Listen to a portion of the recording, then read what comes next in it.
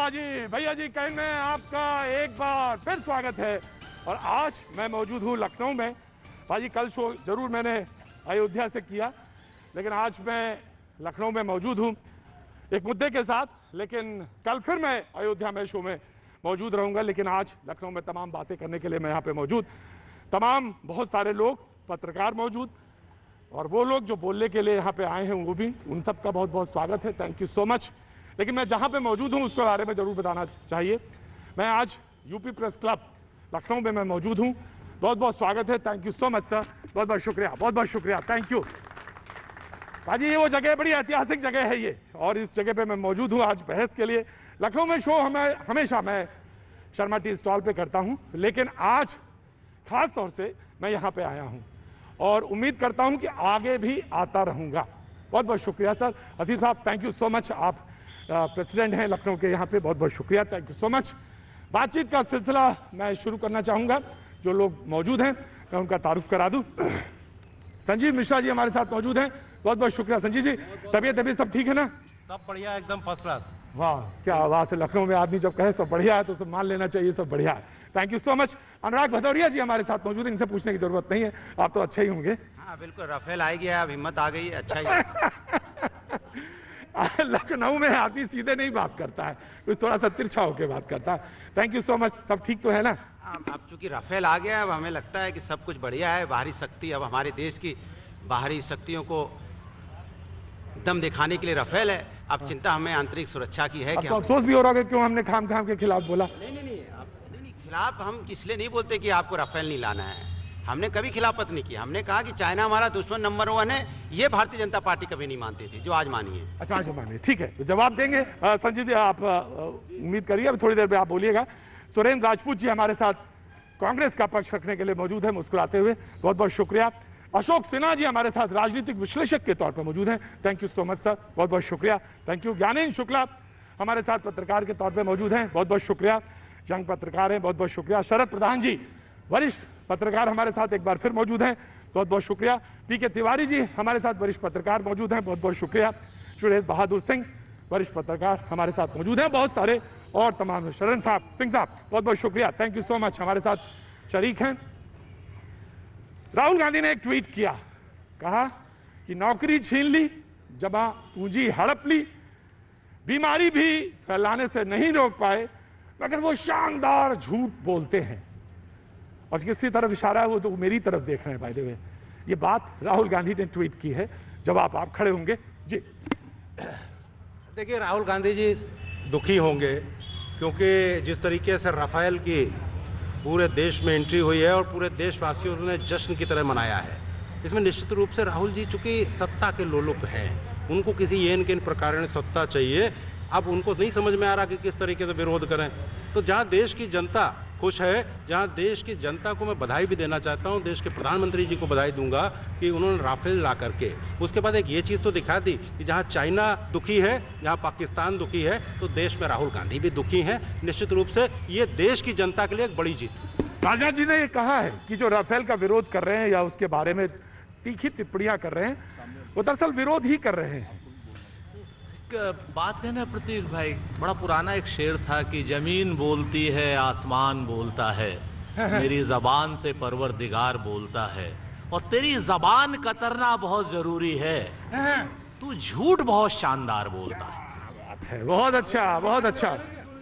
जी जी जी जी जी जी जी जी जी जी भाई, ये तो बेईमानी है। मैंने शेर पे दांत दे रहा था जी। शेर पे दांत उधर मत दीजिए, इधर मैं उधर ही देख रहा था किस तरह से आ रही। जी बहुत अच्छा, बहुत अच्छा। दूसरी बात, राफेल पर, राफेल की गुणवत्ता पर और सेना के मनोबल पर न किसी ने प्रश्न उठाया था, न किसी ने प्रश्न उठाएगा। लेकिन अब यहीं पर पुराने प्रश्न हमारे कायम हैं। हम सेना को बधाई दे रहे हैं 5 राफेल की, लेकिन साथ में यह भी पूछना चाह रहे हैं 5 साल लेट क्यों? सेना को बधाई राफेल की, हमारी ताकत मजबूत होगी, लेकिन क्या यह सच नहीं है कि आज स्टैंडिंग कमेटी के सामने यक्ष प्रश्न है कि 10 करोड़ लोगों का रोजगार जा रहा है? यह मैं नहीं कह रहा हूं, भारतीय जनता पार्टी के नेतृत्व की संसदीय पैनल की स्टैंडिंग कमेटी कह रही है। इसमें कहां से कोई झूठ हो गया? आप इस चीज को देखिए कि अगर राफेल 5 साल लेट आ रहा है और हमारे सारे प्रश्न चाहे वो मूल्यों के लिए ऊपर हो या किसी और चीज के ऊपर हो, हमारी एक मांग है कि आप जेपीसी बना दीजिए इसकी, वो सारी चीजें भारतीय जनता पार्टी छुप जा रही है। तो झूठ हम बोल रहे हैं, परेशान हम हैं, या सत्ता समर्थक चैनल परेशान है? क्या बोला? सत्ता समर्थक चैनल परेशान है या भाजपा परेशान है? जी जी जी ये 10 साल मनमोहन सिंह जी प्रधानमंत्री रहे थे, ये तब की तो यही याद कर रहे हैं कि राफेल तब आने वाला था। 2012 दिव्य सपने में मन न रहे। मोदी जी की देन है जो देश में आज राफेल आ गया है। अब चिंता करनी चाहिए चाइना को, चिंता करनी चाहिए पाकिस्तान को, लेकिन देश के लोगों को जिस दिन चिंता होने लग गई, अब इनको बेरोजगारी याद आ रही। आज की तारीख में जब राफेल आया तो राफेल का डट करके स्वागत करना चाहिए, लेकिन कैसे लोग हैं जो देश विरोधियों के साथ खड़े हैं? ये देश विरोधियों की इसी बातें कह रहे। मैं समझता हूं आज की तारीख में बेरोजगारी, वो सारी चीजों को हम देख रहे हैं जिस तरीके से सरकारें देख रही हैं, देश की सरकार देख रही है। लेकिन आज राफेल आए, राफेल पर सबको खुशी मनानी चाहिए, अभिनंदन करना चाहिए राहुल का। मैं ये पूछना चाहता हूं भारतीय जनता पार्टी की कि राफेल आने से तकलीफ किसको है? तकलीफ अगर किसी को नहीं है। सबने कहा राफेल आया अच्छी बात है, अब विदेशी ताकतें जो हमारे पड़ोस देश हैं वो थोड़ा डरेंगे, लेकिन भारतीय जनता पार्टी की आदत है, जैसे सुप्रीम कोर्ट का ऑर्डर आ गया कि मंदिर बनेगा, अब उनको लग रहा मंदिर बन रहा है तो परेशान हो गए। विपक्ष चाहता नहीं बने, अरे विपक्ष कहां चाह रहा है भैया? हम तो कहते हैं राष्ट्रपति जी को ही बुलाओ, सबको, प्रधानमंत्री जी आ रहे हैं, राष्ट्रपति जी भी आए, सब लोग आए। इसी तरह राफेल आए, हम कहते हैं राफेल आए स्वागत की बात है, हिंदुस्तान मजबूत होगा, हिंदुस्तान के पड़ोसी देश डरेंगे, हमारी बाहरी जो सुरक्षा थी उसमें ताकत बनेगी। विपक्ष परेशान है, अरे कहां परेशान है? मैं बोलता रहा हूं अच्छी बात है, लेकिन उनको लगता है उनका मुद्दा खत्म हो गया। मुद्दा क्या है? आंतरिक सुरक्षा की जब बात होने लगती है तब मुद्दा है हमारी बेरोजगारी, मुद्दा है कोरोना काल, मुद्दा है यहाँ पे आत्महत्या लोग कर रहे हैं उसकी। ठीक है राफेल आया, उसकी तारीफ हो रही है, हमारी सैन्य शक्ति मजबूत हुई है, तारीफ हो रही है, लेकिन तारीफ कर रहे थे हमेशा। मैंने आपको कभी देखा क्या? आपने भारतीय जनता पार्टी से कहीं पूछा होगा हमने एक्सप्रेस बनाया तो हम बताते हैं देखिए एक्सप्रेस वे कितना अच्छा है, देखिए लोग इस पे चलते कि नहीं चलते, बताइए चलते कि नहीं चलते? एक्सप्रेस वे पे चलते कि नहीं चलते? चलते हैं कि नहीं? आधा अधूरा था, नहीं अभी चलते, अब हमने बनवा दिया। नहीं लखनऊ से 3 और बनवा रहे हैं। अच्छा मेट्रो पे चलते कि नहीं चलते? मेट्रो पे चलते कि नहीं चलते? ये हालत है। मतलब जब हम लोग कोई काम करते हैं तो हम उसकी मार्केटिंग नहीं करते कि मेट्रो, भाई हमारा काम है, हम देश से, जनता ने मुझे सरकार दी है, मेट्रो बनाएंगे, रोजगार देंगे, एक्सप्रेसवे बनाएंगे, 100 डायल बनाएंगे, हम यहाँ हॉस्पिटल बनाएंगे, मेरी जिम्मेदारी है। ये तो एक हॉस्पिटल ही बना देंगे तो दिन में बोलेंगे ए देखिए हॉस्पिटल बन गया, देखिए देखिए कितना बड़ा हॉस्पिटल, आज तक नहीं बना। अरे भैया सरकार क्या यहाँ चना भूजने के लिए आए हो? सरकार बना सारे अधूरे काम थे जिनको हमने पूरा किया, आगे 3 एक्सप्रेसवे और बनाने जा रहे हैं। कितने अधूरे काम है? तो जहाँ हम खड़े हैं प्रेस के लिए क्या कर दिया? जहाँ हम खड़े ये भी तो समझ। मैं आ रहा हूँ ज्ञानेन शुक्ला सर, मैं अपनी बात को एक शेर के साथ ही, चूंकि शेर का परिचय दिया बड़े भाई, बहुत अच्छी बात है, लखनऊ की सरजमी पे मौजूद हूं। तो मुझे सबके लिए सियासत को जो हम लोग जो देखते हैं तो उसमें ये कहा जाता है कि झूठ की होती है बहुतायत सियासत में, सच्चाई मात खाती है सियासत में, दिन होता है रात सियासत में, और हर एक बात जायज मानी जाती है सियासत में। और झूठ और सच के लिए अगर फर्क ये है, अगर जनता की नजर से देखेंगे तो मैं सच बोलूंगा हार जाऊंगा, वो झूठ बोलेगा लाजवाब कर देगा, क्योंकि सियासतदान जो होते हैं बड़े वो युवराज और राजा होते हैं। तो आम जनता अगर कुछ भी बात करेगी, हम सच कहेंगे तो वो हम हार जाएंगे, क्योंकि हम लोग कीड़े मकोड़े, आम जनता को, जनता जो सियासतदान की नजर से देखा जाता है, तो ये दिक्कत होती है।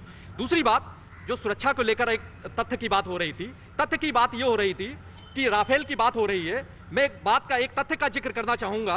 वो तथ्य ये है कि एक रक्षा समिति हमारे यहाँ, हमारे देश में है, हमारे यहाँ संसद में रक्षा समिति, डिफेंस कमेटी में, जो वहां पर डिफेंस कमेटी में 21 जो सदस्य हैं, लोकसभा में 10 राज्यसभा के सदस्य हैं, और ये डिफेंस कमेटी पिछले साल 27 सितंबर से लेकर 12 मार्च के बीच में 11 बैठकें हुई।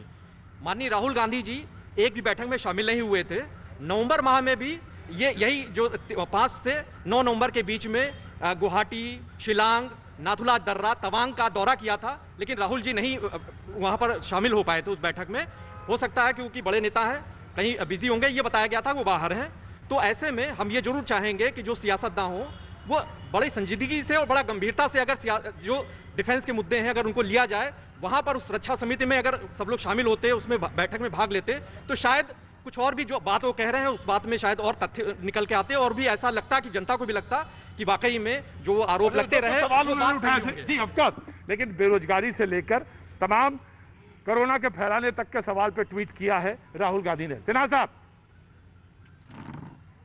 देखिए शस्त्रेण रक्षिताम राष्ट्रे, राष्ट्र की रक्षा शस्त्र से होती है।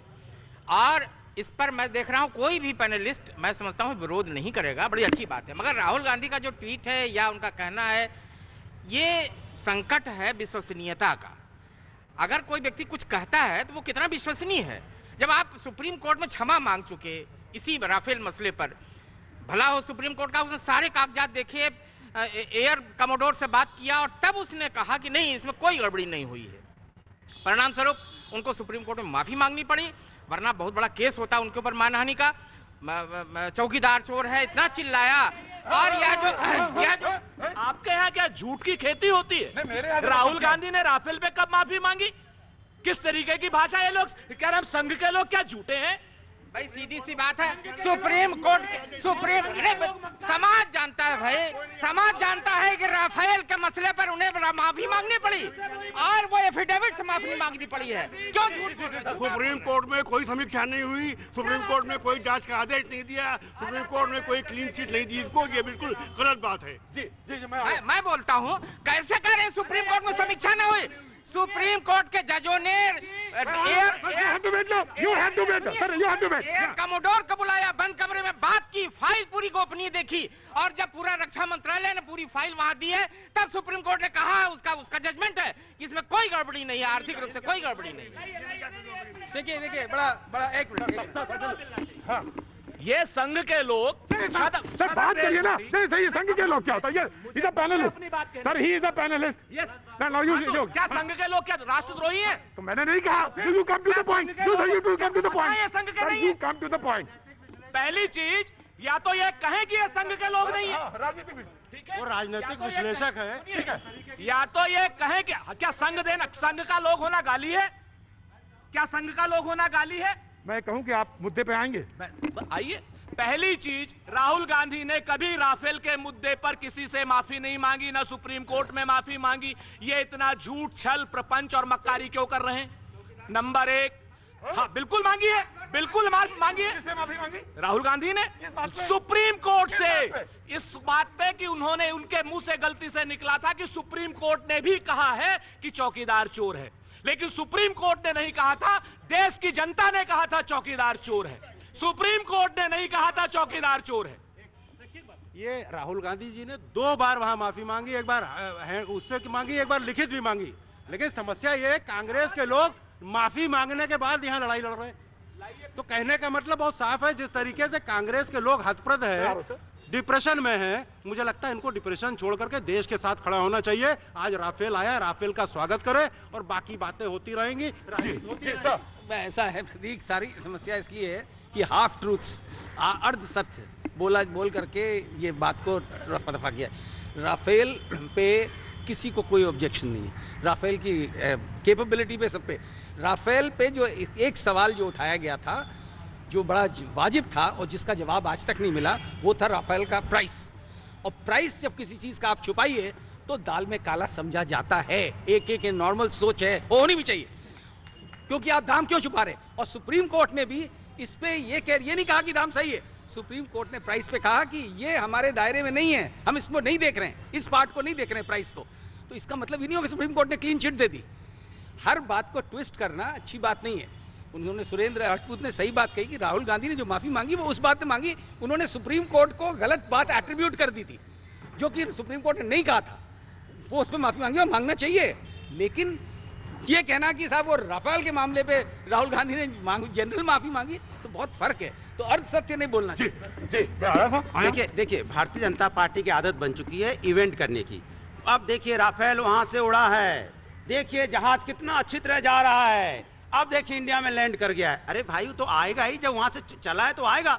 अब पूरे चैनल में चल रहा है रफाल आ रहा है, रफाल। अरे ठीक है, अच्छी बात आ रहा है, जब आपकी सरकार मैं बता रहा हूँ ना, मैं बता रहा हूँ, जब हमारी सरकार थी हमने काम किए, हमने तो ऐसा बनाई, रोड बनाई जिसपे रफाल उड़ सकता है और लैंड भी कर सकता है आराम से।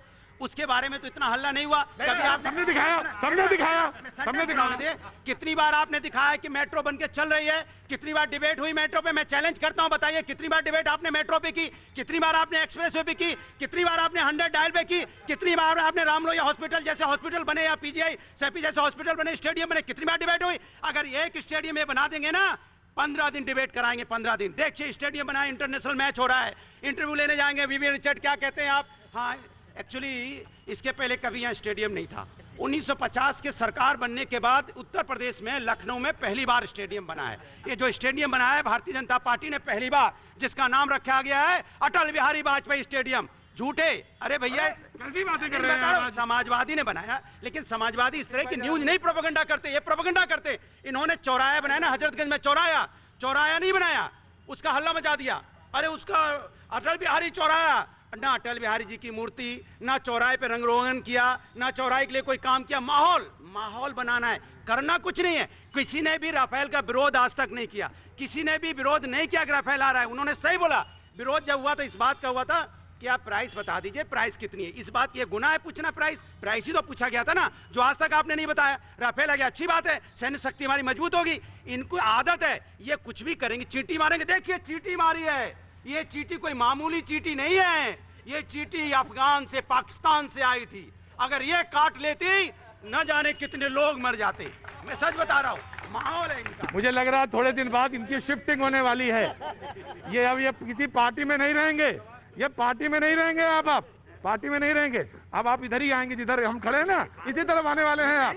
चींटी आ जाएगी, पाकिस्तान से आ गई, मामूली चींटी नहीं है, 1 करोड़ लोग मर सकते थे। ये कोई बात है, ये कोई बात है। मुझे लगता है ये जवाब देने में, मुझे लगता है ये चींटी और मक्खी और मच्छर का जवाब देंगे, क्योंकि समस्या यही है। 5 साल में कोई काम पूरा नहीं हुआ, अधूरे काम का उद्घाटन कर रहे थे और कह रहे थे 5 साल में काम बोलता है। दूसरे कह रहे थे 27 साल कांग्रेस बेहाल, जो 30 साल कांग्रेस बेहाल हो गया। तो कहे गठबंधन कर रहे थे, काहे के लिए गठबंधन कर रहे थे? यही स्थिति लोकसभा में क्यों बसपा से गठबंधन कर रहे थे? अब हालत हो गई खराब, उत्तर प्रदेश की जनता ने पहचान लिया। उत्तर प्रदेश की जनता की कसौटी पे भारतीय जनता पार्टी अगर उतर रही है सही, तो इनको समस्या हो रही है, इनको राफेल पे समस्या हो रही, इनके पास कोई मुद्दे नहीं। देखा, राफेल में समस्या नहीं, किसी को समस्या हो रही है। मतलब अपनी बात मैं इनसे पूछना चाहता हूँ, 3.5 साल का काम गिनाओ, तो 3.5 साल का काम गिनाने को नहीं है। 3.5 साल का काम गिनाओ, एक गिनाओ। प्रभु एक काम, प्रभु एक काम, 3.5 साल का सारे काम जो हुए हैं वो हम ही तो कर रहे हैं। सारे काम हम ही कर रहे हैं। आपने आधे अधूरे छोड़े थे, आपने आधे अधूरे छोड़े। 5 किलोमीटर की आपकी जो मेट्रो थी वो 50 किलोमीटर की हो गई, लेकिन हम हल्ला नहीं कर रहे। नहीं, आपको जनता ने बताया, आपको जनता ने बताया। 3.5 साल का काम है, देखिए नीचे 3.5 साल का काम है कि अपराधी पुलिस का एनकाउंटर करने लगे, अपराधी पुलिस के सामने फिरौती लेके भागने लगे। अपराधी, इनके मुख्यमंत्री कहते थे अपराधी उत्तर प्रदेश में रहेगा तो 2 जगह होगी, जेल में होगी या ऊपर होगी। सारे अपराधियों को उनकी सजा मिल रही है, पुलिस अलर्ट है, हर तरीके से करके मर्डर कर दे रहे हैं। आप ये मिल रही है सजा, तो ये हिम्मत है आपके यहाँ। तो किस तरीके से प्रजापति जो मंत्री था, अरे रुको भाई, आ गया भाई, इधर बताओ, हल्ला मचा देते। क्या नाम है साहब आपका? मेरा नाम मोहित शर्मा है। जी मोहित शर्मा जी, झंडा लेके आए हैं? जी बिल्कुल, झंडा लेकर। जी धन्यवाद सर। सर झंडा लेकर के आया हूं इसलिए क्योंकि मैं हूं तो देखिए किसी भी दल का हूं, लेकिन जो भी ये राफेल आया हुआ है उसके लिए हर दल के लोग स्वागत कर रहे हैं और अपना एक इस्तकबाल कर रहे हैं कि एक भारत देश, जो हमारा भारत देश है वो एक मजबूती पे आ रहा है। लेकिन किसी तरीके का इसमें किसी का कोई पार्टी अगर अपना प्रोपेगेंडा बना करके कहे कि मैं ले आई, तो ये कोई बहुत बड़ी बात नहीं होती है, क्योंकि ये जो काम हो रहा है ये भारत के लिए काम हो रहा है और भारत का एक एक नागरिक उससे सुरक्षित होगा, एक एक आदमी उससे मजबूत होगा, ना कि किसी पार्टी का आदमी मजबूत होगा। जी, उन्होंने कहा कि डिफेंस मिनिस्टर ने कहा कि लेके आए हैं और प्रधानमंत्री मोदी जी ने यह काम किया और उसको तुरंत किया और फौरी तौर पे किया। 2012 की डील थी वो, और प्रधानमंत्री ने इंश्योर किया कि ऑन टाइम मिले और लिहाजा वो एक पावर की तरह दिखाई पड़ा। जी राजपूत नेता ने देखिए, मैं तो एक ही बात, जब प्रधानमंत्री ने इतनी जल्दबाजी की, आपका दिक्कत क्या है कि आप हर चीज पे विरोध करते हैं। सवाल पूछिए, लेकिन विरोध किस बात पे कर रहे हैं आप, ये तो मुझे बताएंगे ना। ये तय करने वाले ये लोग, आप लोग कौन है कि हम विरोध कर रहे हैं? भाई हम नहीं तय करेंगे तो कौन तय करेगा? जनता नहीं तय करेगी तो कौन तय करेगा? मैं आपको बताऊं कुछ तथ्यात्मक बातें। जैसे जैसे राफेल, पहला राफेल अपने शेड्यूल से 5 साल लेट है। नंबर एक। बोफोर्स क्या ऑन टाइम थी? फिर वही, अब एक मिनट, अब हम कहेंगे राफेल लेट है तो आप कहेंगे बोफोर्स, हम बोफोर्स पे कहने लगेंगे आप अर्जेंटीना पहुंच जाएंगे, उसके बाद हम अर्जेंटीना पे बताने लगेंगे आप कहेंगे मंगल ग्रह पर ये बात थी। सुनिए बात आप समझिए, पहली चीज राफेल 5 साल इंश्योर हुआ है, एयरक्राफ्ट इंश्योर हुआ है, जब फाइटर इंश्योर हुआ है और ऑन टाइम है। अच्छा, ऑन टाइम नहीं है, 5 साल लेट है। जब देश को वैसे तो अगर देखे जाएंगे तो और सुन लीजिए, और पहली बार ऑन टाइम नहीं, सुखोई क्या ऑन टाइम नहीं आया था, मिराज क्या ऑन टाइम नहीं आए थे, मिग क्या ऑन टाइम नहीं आए थे, या सी हैरियर क्या ऑन टाइम नहीं आया था? कौन सा हमारा जहाज लेट आया था? पानी के जहाजों में, आप पानी की पनडुब्बियों में जो रशिया से हम लोगों ने समझौते किए थे वो क्या ऑन टाइम नहीं आए थे? क्या सारी चीजें आज की डेट में 70 साल में पहली बार आ रही? अजीब किस्म की बात है। 2000 विमान हमारे पास हैं आज की डेट में, 5 राफेल आ गए तो आप ये कह रहे हैं ऐसे हो रहा है। और जो 1995 विमान आए थे, जो फाइटर प्लेन है हमारे, उन पर लेकर के कितनी बहस की आपने? ऑन टाइम सारे ऑन टाइम आए थे, कोई एक विमान ऑन टाइम नहीं था। मिग 21 ऑन टाइम था, मिग 23 ऑन टाइम था, मिग 29 ऑन टाइम था, मिराज ऑन टाइम था। कौन सा क्या नाम विमान ऑन टाइम नहीं था? सुखोई ऑन टाइम था मुलायम सिंह जी के जमाने में। हाँ जी, बोफोर्स भी ऑन टाइम था, वो टाइम थी। अगर सुप्रीम कोर्ट की ये लोग बात मानते हैं तो बोफोर्स सौदे में कोई दलाली नहीं हुई, और भारतीय जनता पार्टी के लोग अपनी सुविधा अनुसार सुप्रीम कोर्ट की व्याख्या करते हैं। सुप्रीम कोर्ट को ये अपने पैर की बांधी बनाना चाहते हैं। आज की डेट 2 बार माफी मांगी थी, ये बात सही है। अच्छा, ये बताइए, हमने तो नहीं मांगी थी, हमारा सिकोई तो टाइम से आया था। जब नेताजी राष्ट्रप्रधानी, जब नेताजी डिफेंस मिनिस्टर थे तब तो टाइम से नहीं आया था। और ना प्रतीक जी, आपने यहाँ प्रेस में यहाँ पे डिबेट की थी, क्योंकि सिकोई आया था, डिबेट नहीं हुई थी। क्यों नहीं हुई थी? क्योंकि ये काम है भाई, हमको रक्षा मंत्री बनाया गया, हमारा काम है देश को मजबूत करना, हमारा काम मार्केटिंग करना नहीं है। सिकोई लेके आए थे, आज तक उसकी देखिए, कौन रक्षा के लिए कितनी कितनी सामग्री कब कब आई, कुछ तो प्रशंसा के योग्य नहीं होते, वो जांच के विषय हो जाते हैं। मगर इस बार जो सुप्रीम कोर्ट की बात कही जा रही है, और हमारे पत्रकार महोदय ने भी कहा कि नहीं सुप्रीम कोर्ट ने ये निर्णय दिया। अरे भाई, सुप्रीम कोर्ट जो ये पूछ करके पूरे दुश्मनों को बताना चाहते थे कि राफेल में क्या क्या लगा है, उसको सुप्रीम कोर्ट के सामने सारी फाइल रखी गई। नहीं, राहुल को नहीं बताया गया, मगर प्राइज भी सुप्रीम कोर्ट के समक्ष सारी फाइलें रख दी गई, क्योंकि वो सुरक्षा का विषय था, इसलिए उसे उन्होंने कहा हम इसे नहीं देखेंगे। नहीं, आप बताइए कितने का है? हमारे बेटे से आया है, आपके बेटे से आया है, इनके बेटे से आया है, आपको बुलाना पड़ेगा कितने का है, बताइए आप। तो ये सिन्हा साहब सुन लीजिए, ये सिन्हा साहब आपके लिए रखा गया, हर विषय रखा गया है, फाइल रखी गई है, क्यों नहीं रखी गई है? कैसे आप मना कर रहे हैं कि नहीं रखी गई है? सुप्रीम कोर्ट भाई इतना उत्तेजित तभी होता है आदमी जब इसके पास फैक्ट्स नहीं होते हैं, तो ये शायद इसीलिए चिल्ला रहे हैं। इनको ये नहीं पता है कि कोई, सिन्हा साहब सुन लीजिए, कोई मैकेनिज्म नहीं है कि अगर आप किसी चीज का दाम बता दें, अगर आप ये कमीज का दाम बता देंगे तो कोई पता लग जाएगा इसके अंदर कोई हथियार छुपा हुआ है। अगर कोई जहाज की प्राइस बताएंगे तो हम गेस कर लेंगे कि इसमें अच्छा ये भी लगा होगा। कोई आप बता दीजिए, कोई कार का मॉडल का दाम कोई बताता है तो उसमें आदमी को सबको पता है कि अच्छा इसमें ये भी है, इसमें ये भी है, इसमें ये भी है। ये बेवकूफी की बात है। ये बात, और इतनी उत्तेजना इसीलिए दिखला रहे हैं क्योंकि इनको फैक्ट्स पता नहीं है। जो उत्तेजना है ये सुरक्षा का प्रश्न है, और चीजों को बताया जाएगा, समय पे बताया जाएगा। सुप्रीम कोर्ट को सब कुछ बता दिया गया, इसलिए तो सुप्रीम कोर्ट उसे गोपनीय रखेगा, और रखा सुप्रीम कोर्ट ने, उसे गोपनीय रखा। प्राइस की फाइल भी रखी गई है। आप झूठ बोल रहे हैं? नहीं, बिल्कुल आपने इतनी गोपनीय सब कुछ रखा, उसके बाद भी 20 जवान हमारे चाइना पे शहीद हो गए। आप सुरक्षा के मामले में इतने अगर गोपनीय रखने वाले थे, सुरक्षा पे इतने मजबूत थे, बॉर्डर पे तो हमारे 20 जवान शहीद नहीं होते। 20 जवान शहीद हुए, जबकि हम लोग कहते रहे चाइना हमारा दुश्मन नंबर 1 है। तब तो आप नहीं माने, तब तो आपने हमारे 20 जवान शहीद करा दिए। उसके बाद जब आपसे पूछा जाता है 20 जवान शहीद हो गए, तब कहते हो राफेल आने वाला है। जी भैया, मैं पूछ रहा हूँ 20 जवानों की बात। सर, एक और बात अगर ये कही जाए कि हमारे यहाँ जब भी कुछ मुद्दा होता है तो हमारे यहाँ 2 चीजों का नाम लिया जाता है। एक तो कहा जाता है कि सर्वोच्च अदालत या अदालत जब जो फैसला करेगी वो हम मानेंगे। दूसरा कहा जाता है कि यह जनता की अदालत जो करेगी, सबसे बड़ी हमारे लिए जनता की अदालत है। राफेल की अगर आप बात करेंगे तो बिल्कुल निसंदेह 2019 का चुनाव इसी मुद्दे पर लड़ा गया था। इस मुद्दे को कांग्रेस ने भी उठाया था और बाकी दलों ने भी, जिन्होंने जिक्र किया था, उन्होंने भी इसकी चर्चा की थी। लेकिन सुप्रीम कोर्ट की बात की जाए, वो प्राइस का मुद्दा उससे अलग हटके सुप्रीम कोर्ट ने जब इस मामले को लेकर, इसमें जब तमाम भ्रष्टाचार की आरोप लगे थे, सुप्रीम कोर्ट ने उसको नकारा था। जस्टिस रंजन गोगोई की बेंच थी, जस्टिस कौल थे, उन्होंने 3 जो जजों की बेंच ने उसको नकारा था। और उसी के बाद में वहीं पर ये चर्चा भी आई थी इसी को लेकर, जहां पर माफी वाली बात, वो बिल्कुल सही बात है, वो तथ्यात्मक बात यह है कि चौकीदार चोर है। अदालत ने यह कहा था कि जो हम अदालत से जुड़े मुद्दे हैं, इन मुद्दों का अपने हिसाब से आप राजनीतिक जब मामले में चर्चा करेंगे तो सतर्कता आपको बरतनी होगी। ठीक है, सुरेश बहादुर सिंह और पीके तिवारी का ब्रेक के बाद हम जानेंगे। वक्त एक छोटे से ब्रेक का, ब्रेक के बाद जब हम हाजिर होंगे तो आप बने रहिए हमारे साथ। मैं प्रेस क्लब लखनऊ में मौजूद बातचीत के सिलसिले को जोड़ने के लिए, डिफेंस मिनिस्टर ने कहा कि राफेल पर सवाल उठाना देश की अखंडता पर सवाल उठाना है।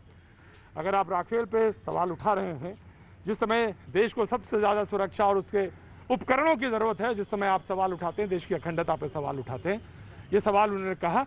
हम यहीं से मुद्दे की एक बार फिर से शुरुआत करते हैं, लेकिन हाँ, जनता की तरफ मुझे लौटना चाहिए एक बार। जी जनाब। देखिए प्रतीक जी, सबसे बड़ी बात यह है कि राम का भी स्वागत है, राफेल का भी स्वागत है, लेकिन रोजी और रोजगार के लेकर के भी तो कुछ बातचीत हो। आखिरकार युवा जो परेशान है, कोरोना काल में नौकरियां छट गई, प्राइवेट सेक्टर्स में भी, गवर्नमेंट के लिए है ही नहीं, उसके लिए कौन बात करेगा। हम राम का भी स्वागत कर रहे हैं, हम राफेल का भी स्वागत कर रहे हैं, लेकिन रोजी और रोजगार के बारे में भी सरकार को कम से कम जवाब देना चाहिए। जवाब देना चाहिए। जी जनाब, क्या नाम है आपका? आकिब मिर्जा। आकिब मिर्जा साहब खड़े हुए, क्या काम करते हैं साहब? सर मैं मैनेजर हूँ। मैनेजर हैं? जी। कोई सवाल आपके सर? सवाल तो ये है कि जैसे कि सपोज दैट हम लोग पहले कीपैड वाला मोबाइल इस्तेमाल करते थे, हाँ। फिर आज टच स्क्रीन इस्तेमाल करते हैं, हाँ। तो वैसे देश को 5th जनरेशन जो है जेट जरूरी था, हाँ। तो राफेल आया, इज वेरी नाइस, बस हाँ। Price matters. Price matter, price पर सवाल है। जी जनाब, क्या नाम है आपका? अनुज कश्यप। कश्यप जी। 135 करोड़ देशवासियों के लिए राफेल जो आया है वो खुशी की बात है, और कई पार्टियां जो ऑब्जेक्शन उठा रही हैं इस पे, इसमें कांग्रेस हो या सपा हो, इसमें राफेल बल्कि देश के साथ खड़े होना चाहिए। और राफेल सपा को, कांग्रेस को देश के साथ खड़ा होना चाहिए था। जी, इसलिए उनका काम ही है, जब तक वो मुद्दे पर भयभीत नहीं करेंगे, उनके पेट में हजम नहीं होगा बात। जी, जब ये भयभीत करते हैं, लोगों को गुमराह करने का काम कर रहे हैं, लोगों को गुमराह करने का काम करते हैं कांग्रेस और समाजवादी पार्टी। जब तक लोगों को डरा नहीं दे, तब तक आपका रोटी हजम नहीं होती है। हुजूर, वो दरअसल में सही कह रहे हैं, उनको समझ में नहीं आ रही बात। राष्ट्रवाद सारा समझ में अभी को आ रहा है, क्योंकि राष्ट्रवाद का मतलब थोड़ा समझ में किसी को, इनको कम आ रहा है। इसलिए कम आ रहा है क्योंकि आज सुबह सुबह मैं एक न्यूज़ देख रहा था, एक तरफ चल रहा था हमारा देश बहुत मजबूत हो रहा है, दूसरी तरफ एक लड़की कह रही थी मैंने मुख्यमंत्री जी को भी लिखा है, प्रधानमंत्री जी को भी लिखा है, मेरी किडनी खरीद लो, मैं मेरे बच्चों की फीस नहीं दे पा रही हूँ, मेरी नौकरी नहीं है, घर में खाना नहीं चल रहा है, मैं अपनी किडनी बेचना चाहती हूँ, मैं अंग बेचना चाहती हूँ। अब सोचो, देश में अगर कोई महिला ये बोचे मैं अपना अंग बेच के अपने परिवार का खर्चा चलाना चाहती हूँ, ये ज्यादा शर्म की बात नहीं है? ये इनको ये राष्ट्रभक्ति नजर आती है? देखिए, सरकार जो होती है वो कोई एक आयाम पे काम नहीं करती, बहुआयामी काम करती है, और हर मोर्चे पर देश में काम हो रहा है। केवल सारा डिस्कशन आपका इस बात पे है कि विश्वसनीयता की, विपक्ष की विश्वसनीयता और पक्ष की विश्वसनीयता, इन दोनों दांव पे लगे हुए हैं। जनता जिन पर विश्वास कर रही है, एक बार जवाब दे चुकी है, आगे भी जवाब देगी। जनता देख रही है। अभी भी कुछ लोगों को प्राइस चाहिए, रफाल का प्राइस बताइए, अभी भी कह रहे हैं लोग। तो अब देश की सुरक्षा उनके लिए मसला नहीं है, उनके लिए प्राइस है, उनको बताइए, वो जैसे वो खरीद रहे हैं। तो ये बहुत बड़ा प्रश्न है। जनता खरीद रही है, जनता को बताया जाएगा, समय पर बताया जाएगा। सुप्रीम कोर्ट को इसीलिए बता दिया गया है, और यही चीज, वही फाइल वही दिखाई जाएगी। जी देखिए, मैंने बात कितनी सेंसिटिव बोली थी। देश की मार्मिक बात कि एक महिला, एक लड़की अपनी किडनी बेचने को तैयार अपनी रोजी रोटी चलाने के लिए, वो कहां ले जा रहे हैं बात को? मैं कह रहा हूं राफेल आ गया, स्वागत है, सबने स्वागत कर लिया। अब ये तो बताओ कि जो लोग आत्महत्या कर रहे हैं उनके बारे में भी कभी सरकार जगेगी कि नहीं जगेगी? जो यहाँ पे 28-29% लोग बेरोजगार हो गए, यूथ जो बेरोजगार है, जो बात कह रहे थे, अर्थव्यवस्था से लोग जूझ रहे हैं। यहाँ पे लोगों ने मौत को गले लगाना ज्यादा काबिल समझ लिया आज की डेट में, कि मौत को गले लगाने को तैयार है, क्योंकि उनकी जीने की इच्छाएं खत्म हो गई, क्योंकि समाज पूरी तरह से टूट चुका अर्थव्यवस्था से। उसके बारे में जब आपसे पूछा जाता है, आप उसकी भी बात कीजिए, आप सुरक्षा की भी बात कीजिए, आप समस्या जो सरकार हर पहलू पे बात कर रही है। अरे वो नहीं कर रहे, उनसे पूछो। अच्छा, उनसे इतना पूछ लो, सर प्रभु ये बता दीजिए कितनी बेरोजगारी? प्रभु आप हमको ये बता दीजिए कि राम मंदिर मसले पर कितने लोगों को मारा आपने गोली, कितने लोगों को गोली से आपने उड़ा दिया, तब आपने नहीं पूछा कि कितने लोगों की जान जा रही है, तब आपने नहीं पूछा। और बेरोजगारी तो पूरे दुनिया में है, कोई इन्हीं के पास थोड़ी है। ये इंसानियत की बात कर ही नहीं सकते, इनको हिंदुस्तान की बात नहीं करेंगे। इंसानियत और मानव धर्म, इंसानियत धर्म की बात ये कर ही नहीं सकते। मैं बार बार पूछ रहा हूँ, महिला किडनी बेच रही है, ये क्या बोल रहे हैं? किडनी से ज्यादा इनको धर्म और जात की बात याद आ रही है। मैं पूछ रहा हूँ, आदमी इन्होंने यही बोला, मैंने रोजगार की बात कर्जों में बहा दिया गया, जिनका कोई पता नहीं चला, कोठारी बंदूक से मर गए। की नहीं जवाब देना चाहते, क्यों नहीं जवाब देना चाहते भाई? जब तुम ढंग से पूछोगे तो हर चीज में तो नाटक करते हो, हर चीज में नाटक करते हो, नाटक करते हो, नाटक करके पूछो। आप देखिए, हाथ जोड़ के सर, हाथ जोड़ के गलत बात है सर, अगर हाथ जोड़ के पूछना गलत बात है तो मैं भारतीय जनता पार्टी का कार्यकर्ता नहीं हो सकता जो गाली दे के बात करे। बीजेपी के लोग गाली दे के बात कर सकते हैं? देखिए समस्या यही है, गाली दे रहा है, कौन गाली दे रहा है? समस्या यही है, सुनिए अब मेरी बात, अब 2 मिनट रुकिए जरा। समस्या यही है कि 5 साल की सरकार में जो मुसलमानों को आरक्षण दे रहे थे, जो हाई स्कूल के बच्चों को टैबलेट दे रहे थे, उन लोगों ने एक उद्योग नहीं लगाया। ये बेरोजगारी की बात करते हैं। 5 साल की सरकार में एक उद्योग लगाया उत्तर प्रदेश में, तो बताओ। और जो चीनी मिले, 17 चीनी मिले जो बंद की थी, उन चीनी मिलों को शुरू किया और इस लॉकडाउन पीरियड में शुरू किया। ये क्या जवाब देंगे? लेकिन समस्या यही है, जोर जोर से चिल्लाएंगे, कहीं चीटी की बात करेंगे, कहीं मक्खी की बात करेंगे, लेकिन इनके पास कोई मुद्दे नहीं है। इनसे बस इतना पूछ लो, ये हम जो एक्सप्रेस वे छोड़ के गए थे, हमने 22 महीने बनाया था, उसके आगे प्रमाणचल इनको बनाना था। जरा कैमरा लेके चलिए, कैमरा लेके चलिए, कितना बनाया? 3.5 साल में ये 100 किलोमीटर नहीं बना पाए, हमने 22 महीने में बनाया था 350 किलोमीटर। इसका जवाब नहीं देंगे तो क्रेडिट मिलता तो है, हमको क्रेडिट देते हैं, क्रेडिट देते हैं, क्रेडिट। अरे बेहोश हो जाएंगे क्रेडिट देंगे तो। योगी जी इनको कल ही निकाल देंगे, बोलेंगे समाज क्रेडिट दे रहे हो। एक बात देखिए कही जाती है कि भूखे भजन न होए गोपाला, ये लो कंठी ये लो माला। भूख और बेरोजगारी ये बहुत बड़ी समस्या है। हमारा देश बहुत बड़ी जनसंख्या वाला देश है और विकासशील देश है, तो इस लिहाज से समस्याओं का तो अंबार है, इसमें कोई संदेह नहीं है। दूसरी बात हम ये कहना चाहेंगे कि कांग्रेस के ऊपर जब बोफोर्स की दलाली का चार्ज लगा था, तो उस टाइम पे जब कारगिल युद्ध भारत ने जीत लिया था, तब भी कांग्रेस के लोगों ने जब ये बात कही थी कि अरे देखिए क्वालिटी कितनी बढ़िया है, क्या है, तो जनता के दिमाग से ये बात नहीं निकली थी कि उसमें दलाली नहीं ली गई। दलाली ली गई, ये जनता के दिमाग में आज भी बैठा हुआ है। और दूसरी बात, राफेल के आ जाइए तो समय क्यों इतना लगा, क्यों दसॉल्ट ने क्या स्टेटमेंट दिए, सुप्रीम कोर्ट ने क्या कहा, और इसके अलावा प्राइस का मामला रहा, ये क्यों नहीं सामने आया जनता के? ये जनता के जहन में आज भी राफेल की क्वालिटी पर कोई नहीं संदेह कर रहा, लेकिन इन सवालों का जवाब देना बहुत जरूरी है। उस तत्कालीन सरकार को भी देना चाहिए था और वर्तमान सरकार को भी देना चाहिए। एक सवाल हमेशा रहता है, एक सवाल मुश्किल ये है कि दूसरे को भी नहीं बोलने देना तुम्हें। अगर हम विपक्ष में हैं तो आप दूसरे की नहीं सुनेंगे। बहादुर जी बैठे हुए हैं, आप उनको भी तो बोलने दीजिए। केवल नाटकीय ढंग से आप सारा समय खाना टीवी पर बने रहना, ये कोई अच्छी बात थोड़ी है। और जहां तक बात है, जो भी बात ये कर रहे हैं, मैं बार बार कह रहा हूँ, विश्वसनीयता खो रहे हैं ये लोग, और चूंकि खो रहे हैं इसलिए चिल्ला रहे हैं। विश्वसनीयता खो रहे हैं इसीलिए चिल्ला रहे हैं। नो। पूरी बात तो वो कर गए, हमारे ऊपर आरोप लगा के सारी बातें तो बोली गए। मैं पूछना चाहता हूँ, आप राफेल लेके आए, आज पूरा नहीं सुने, राफेल लेके आए, एक 5 सेकंड का मामला है, गरीब है हम लोग भाई, विपक्ष में है, सत्ता वालों को आप दिए जा रहे हो टाइम, ये कोई बात हुई? देखिए हम आपको कह रहे हैं कि नहीं टीआरपी नहीं, मैं आपसे कह रहा हूँ टीआरपी की बात मत कीजिए, मैं देश की बात कर रहा हूँ। देखिए क्या की बात कर रहे हैं? देश की, राष्ट्र की बात हो रही है। हम सिखोई लेके आए थे, आदरणीय नेताजी डिफेंस मिनिस्टर थे। आप बताइए किसी को पता है या कोई लोग नहीं जानते होंगे? पूछ लीजिए सिखोई कौन लेके आया था, पूछिए, कोई नहीं बताएगा। क्यों? हम राष्ट्र की सेवा करते हैं, गाना नहीं गाते हैं। ये गाना गाते हैं, सेवा कम करते हैं। जी देखिए, मैं एक सवाल करना चाहता हूं इस देश से। बिल्कुल करिए साहब। मौजूदा हालात को देखते हुए आजम खां और विकास दुबे पे ये सरकार उलझी हुई है। अगर शुगर फैक्ट्रियों की खोलने की मौजूदा सरकार बात कर रही है, तो अखिलेश सरकार में हुए भ्रष्टाचार की जांच अब तक क्यों नहीं की गई? दूसरा, जो देश की जनता का मत है, अनिल अंबानी डूबता हुआ एक जहाज था, उस जहाज को उबारने के लिए राफेल का सौदा उसकी कंपनी को दिया गया, ताकि वो, उसमें कोई बुराई नहीं है। HAL जैसी कंपनी जब मौजूद है सरकार की, तो एक प्राइवेट कंपनी को अगर राफेल का सौदा करने का अनुमति सरकार दे सकती है, तो देश की जनता को ये पूछने का भी अधिकार है कि एक डूबते हुए जहाज को जो राफेल का सौदा करने की अनुमति दी है तो वो उसका क्यों? क्या प्राइस ठीक, है? ऑफ कोर्स प्राइस पे आपने सवाल उठाया। मैं जी जी जी जी ऑफ कोर्स प्रतीक भाई, मैं अब आंकड़ों पे बात करना चाहता हूं। यूपीए सरकार में कोई डील साइन नहीं हुई थी। डिफेंस डील बहुत टाइम लेती है क्लियर होने में। यूपीए सरकार में, बता दे यूपीए के प्रवक्ता, यूपीए सरकार में कोई डील साइन नहीं हुई थी। प्राइस के बारे में तयतोड़ हुआ था। कांग्रेस ने जो आंकड़े पेश किए, बोला 629 करोड़ के आसपास पर राफेल पड़ेगा।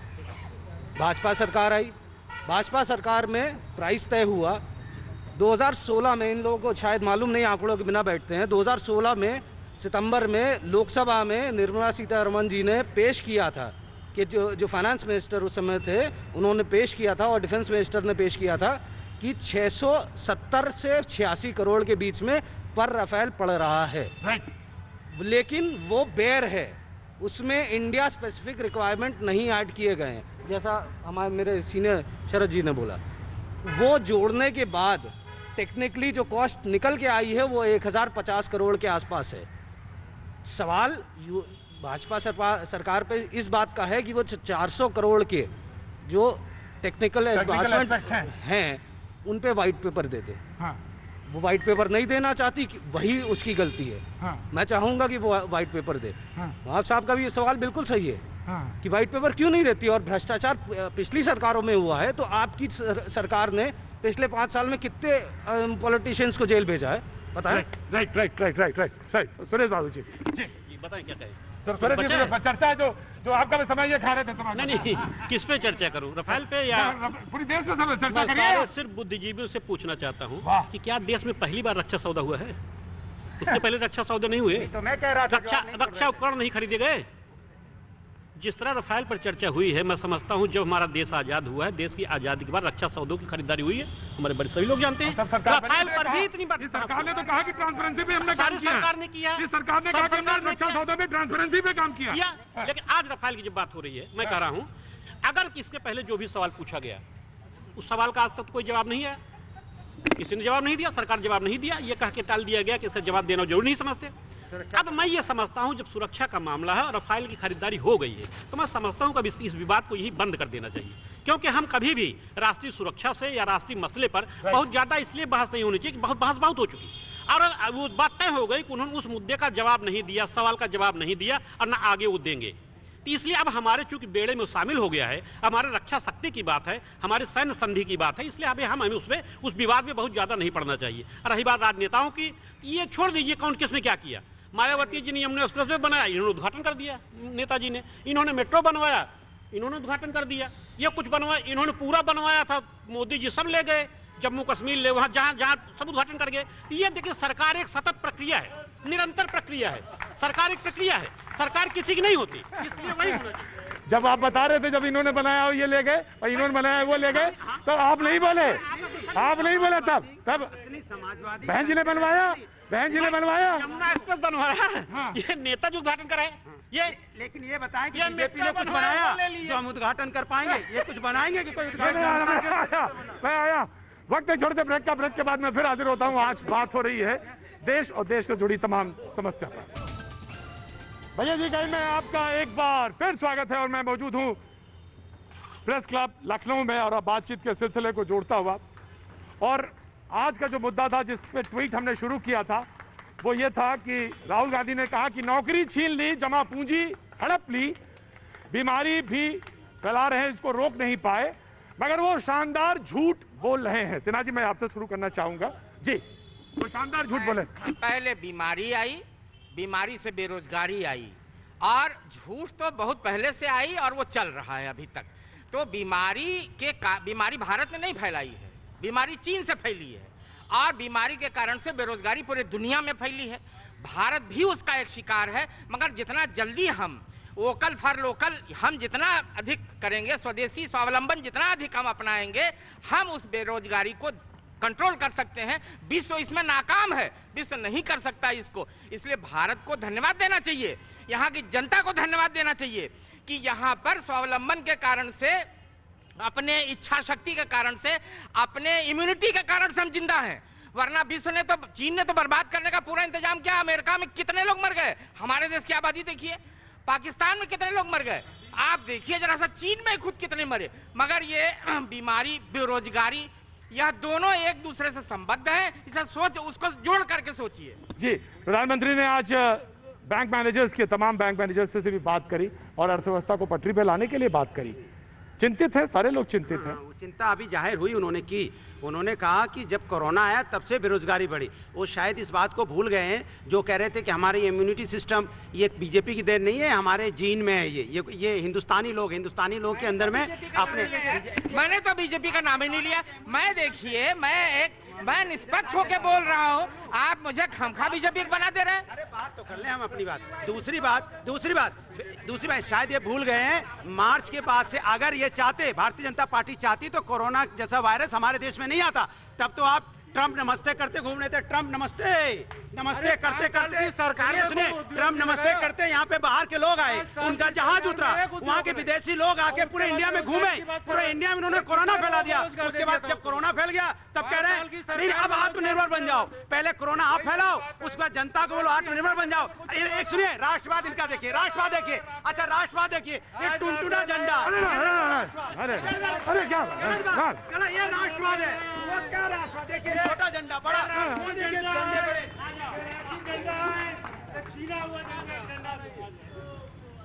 फिर से अपनी बात कहने के लिए सर, वो शेर ये है, वो कत्ल हो गया, सिन्हा साहब, वो कत्ल हो गया बदसूरतों के महफिल में, जो सारे शहर के आईने साफ करता था, जो सारे शहर के आईने साफ करता था।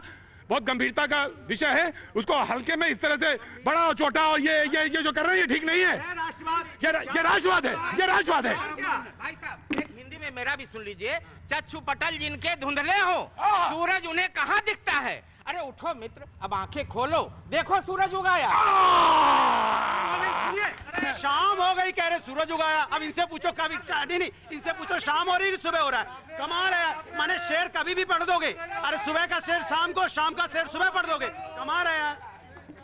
सर, अब जब आप शेर शायरी की बात हो रही तो एक बात मैं भी कहूंगा। बहुत अफसोस है, बहुत अफसोस है। सर, सियासत का भी है सच्चाई से लेना देना, सियासत का भी है सच्चाई से लेना देना। हर एक झूठ को सच्चाई की हद तक कह देना, और ऐसा दिखाई देता है। आपने ट्वीट की जिक्र किया था, आपने जो एक ट्वीट की बात कही थी, राहुल जी के ट्वीट से आपने चूंकि यहाँ पर बात इस वाले सेगमेंट में उठाई थी, मैं ट्वीट पर उसी पर जाता हूँ। एक फैक्ट की मैं फिर चर्चा कर दूंगा। बड़े नेता हैं, उन्होंने ट्वीट किया था, उससे पहले 4 दिन पहले उन्होंने एक और ट्वीट किया था, आपदा से भी मुनाफा की बात कही थी। वहां पर उस ट्वीट को लेकर बिल्कुल जैसे हम लोगों ने देखा था तो बड़ा आश्चर्य वाकई में हुआ था, नाराजगी हो रही थी। लेकिन जब तथ्यों में गए तो यह पाया गया कि जो 428 करोड़ का उन्होंने मुनाफे की बात कही थी, वो दरअसल 2142 करोड़ खर्च हुए थे। और अर्जित राजस्व और लाभ का जो अंतर होता है वो शायद नहीं जान पाए, या उन्हें जिसने भी लिखा होगा या शायद नहीं बताया गया होगा। बड़े नेता है, वक्त नहीं मिला होगा, लेकिन यह तथ्यात्मक चूक थी उस जगह पर, क्योंकि वहां पर 2142 करोड़ का जो खर्च हुआ था और हर 63 लाख जो श्रमिक आए थे, हर एक श्रमिक पर 3400 रुपया का खर्च आया था। 15% लिया गया था, वसूला गया था, और 85% सरकार ने, मतलब रेलवे ने खुद वहन किया था। और जो 15% वसूला गया था, ये महाराष्ट्र से लेकर गुजरात और जहां से भी ट्रेनें आई थी उन राज्य सरकारों ने, किसी ने 102 करोड़, 85 करोड़, 34 करोड़ इस तरीके से रकम दी थी, उससे ये 428।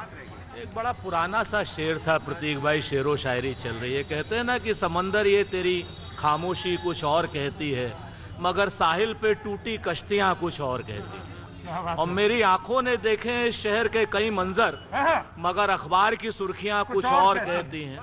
अब आज की डेट में रूपांतरण हो रहा है, तमाम लोग तमाम तरीके के परिधान पहन करके बदले से लोग आ रहे हैं। अब यहां पर देखिए 2-3 चीजें बड़ी क्लियर हैं। राहुल गांधी जी ने अगर बेरोजगारी की बात की तो आपकी महफिल में ही लोगों ने कहा कि बेरोजगारी है, आपकी महफिल में कहा। राहुल गांधी जी ने अगर राफेल के प्राइस की बात की तो आपकी महफिल में ही कहा लोगों ने कि 526 करोड़ का 1500 या 1600 करोड़ रुपए में आ रहा है, तो इसकी जांच होनी चाहिए। आप ही की महफिल में बात हुई। हम लोग कहते हैं कि साहब ट्रांसपेरेंट सरकार है, तो ट्रांसपेरेंट सरकार की क्या जिम्मेवारी नहीं बैठती कि बोफोर्स की ही तरीके से ही सही एक ज्वाइंट पार्लियामेंट्री कमेटी बना दे।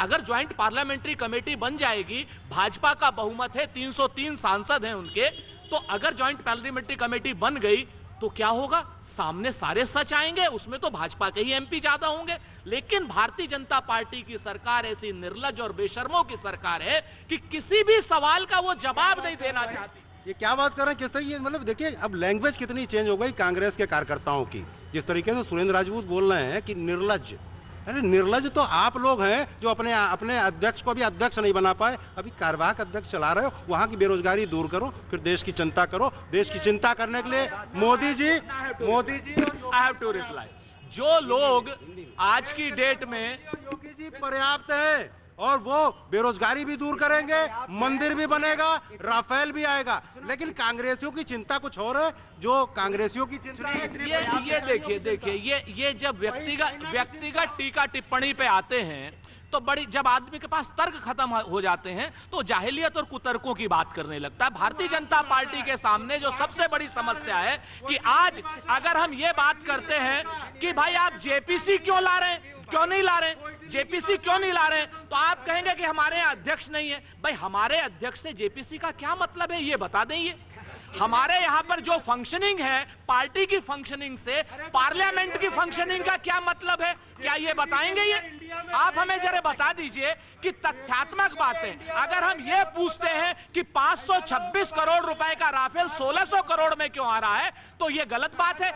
मेरी बात अच्छा एक मिनट, बहुत ट्रांसपेरेंसी की बात मैं कहता हूं, इसमें ट्रांसपेरेंसी दिक्कत कहां थी? 19,000 ट्रेनें खड़ी रही, गरीब मजदूर बेचारा हजारों किलोमीटर पैदल चला, आपकी 10,000 बसें खड़ी रही स्टेट की, मोदी योगी जी की तारीफ कर रहे हैं, आपकी बसें खड़ी रही और गरीब मजदूर 1000 किलोमीटर पैदल चल के मर गया। वो क्या आप नहीं, यहाँ ट्रांसपेरेंसी की क्या दिक्कत थी? आप ट्रेन दे सकते थे। अरे ट्रेन महाराष्ट्र की नहीं है, ट्रेन सरकार की, केंद्र सरकार की है, आप नहीं दे पाए, इसलिए आप मजदूर लगातार पैदल चलता रहा और आप ट्रांसपेरेंसी की बात करते रहे। सरकारें अक्षम थी, महाराष्ट्र से, राजस्थान से, पंजाब से, दिल्ली से।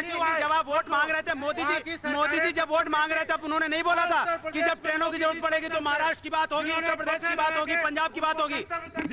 जी जनाब देखिए, देश में बोफोर्स का भी स्वागत है और राफेल का भी स्वागत है। बात हो रही थी बेरोजगारी की, तो 2012 से 17 तक एक भर्ती आयोग का नाम बता दें समाजवादी पार्टी के अधिवक्ता जहां ईमानदारी और पारदर्शिता के साथ दी गई नौकरी। दूसरी बात, अगर ईमानदारी पारदर्शिता से नहीं दी गई तो 3.5 साल का हिसाब वो दे दें कि कितने को जेल भेजा गया गलत काम करने के लिए, गलत आयोग, भ्रष्ट आयोग चलाने के लिए। इन दोनों जानी से जवाब ले लीजिए, उसी में मिल जाएगा सब। पिछले 3 साल में भारतीय जनता पार्टी की सरकार ने उसके पिछले 5 साल के कार्यकलापों का कितने लोगों को जेल भेज दिया। ये सब फिर वही छदम वेशधारी जब आकर के पुरानी सरकारों पे बात करके नई सरकार, वर्तमान सरकार की गलतियों को छुपाते हैं, उसी तरीके से जैसे छिपकली कुछ भी खा करके नेहरू जी की चित्र के पीछे छुप जाती है। इसीलिए 30 साल कांग्रेस बेहाल है, क्योंकि इनके प्रवक्ता कौन सा पुराण पढ़ रहे हैं। ये कविताएं करिए, अब है नहीं कुछ आपके आसपास। झंडा लीजिए, ऊंचा उठाइए हिंदुस्तान का, लीजिए झंडा। अरे आप लो ना, छोटे बड़े की बात करते हैं, आप छोटे बड़े की बात करते हैं क्योंकि क्षेत्रीय दल है, आप छोटे बड़े की बात करते हैं। झंडे की बात नहीं करते। कोई पार्टी चाहे क्षेत्रीय हो चाहे राष्ट्रीय हो, सब बराबर है, सब बराबर है। मैं अपनी बात कह लूं, दिक्कत यह है भारतीय जनता पार्टी को, अगर जैसे ही आप उनसे रोजगार की बात करो, महिला सुरक्षा की बात करो, नहीं सुनिए, कोरोना की बात करो, हॉस्पिटल की बात करो, स्वास्थ्य की बात करो, सबका जवाब क्या है? नहीं, सबका जवाब क्या है? हम राफेल ले आए, कुछ नहीं बोलो, लोग यहाँ भूखे मर रहे हैं। अरे भूखे मर रहे हैं तो क्या हुआ? अरे हमने यहाँ पे 20 लाख करोड़, 10 लाख करोड़, ये पता नहीं 20 लाख 10 लाख कहां से लाते, मैं ये नहीं समझ पाता। देश का अर्थव्यवस्था खराब है, तो ये 20 लाख करोड़ कहां से लाते हैं? 10 लाख जी मैं आ रहा हूँ। हाँ भैया जी, 45 साल का बेरोजगारी का रिकॉर्ड टूट गया। अभी दादाजी कहे, उन्होंने कहा था कि 5 महीना से कोरोना आया इसलिए बीमारी फैली है, मतलब बेरोजगारी फैली है। क्यों झूठ बोल रहे हैं? ये 45 साल का बेरोजगारी का रिकॉर्ड टूट गया। 59,000 टीचरों की जो भर्ती 1 साल पहले हुई थी आज तक नहीं हो पाई क्लियर, और वो कह रहे हैं कि 5 महीने में बेरोजगारी बढ़ गई।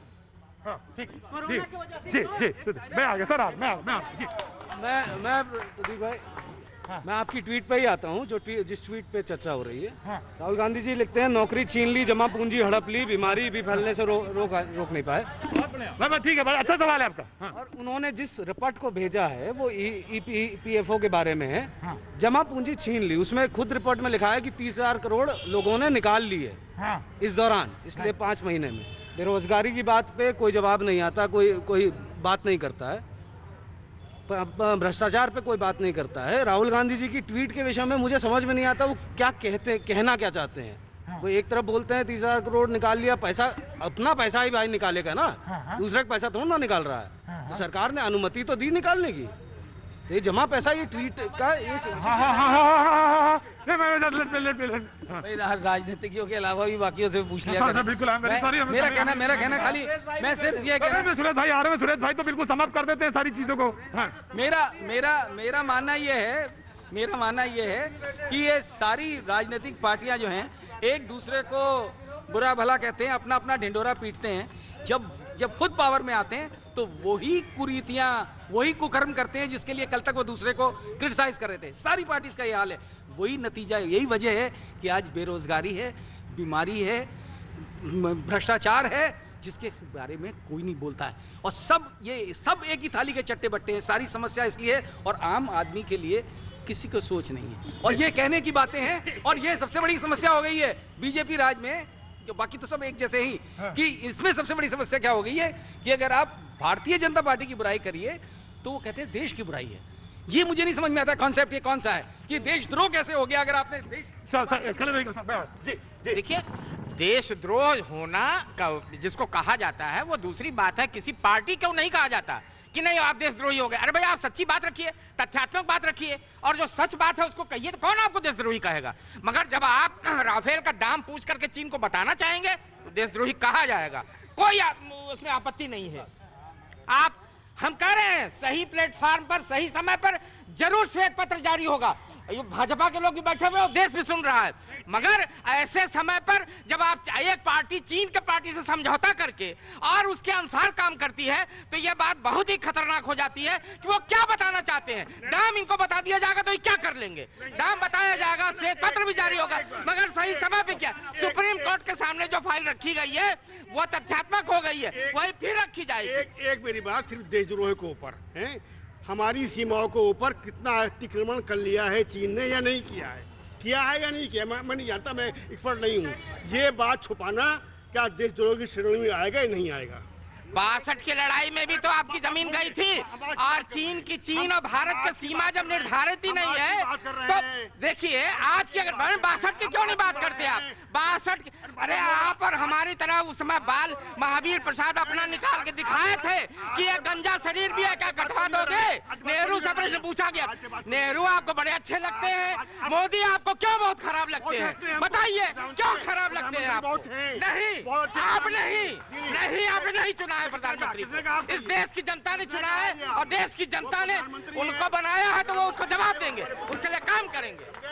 प्रधानमंत्री है वो, हमारे प्रधानमंत्री है देश के, हमारे प्रधानमंत्री है वो, आपकी। जी मैं जवाब पूछूं, मैं इनसे बस इतना पूछना चाहता हूं कि ये बता दें कि आपने हमारे देश के अंदर में इतने अच्छे अच्छे मूर्तिकार हैं जो मूर्ति बना सकते हैं, आपने 3000 करोड़ रुपए चाइना को क्यों दिए बनाने के लिए, आपने हिंदुस्तान के मूर्तिकारों का अपमान क्यों किया, ये मोदी जी बताएं, पूछो, बताएंगे, जवाब देंगे ये, आइए जवाब दीजिए सर, आइए जवाब दीजिए। 3000 करोड़ भाई समिट 18 मैं भागता नहीं हूँ, जहाँ के आप रहने वाले वहीं का मैं भी हूँ। 18 बार नरेंद्र मोदी झूला झुलाएं जी।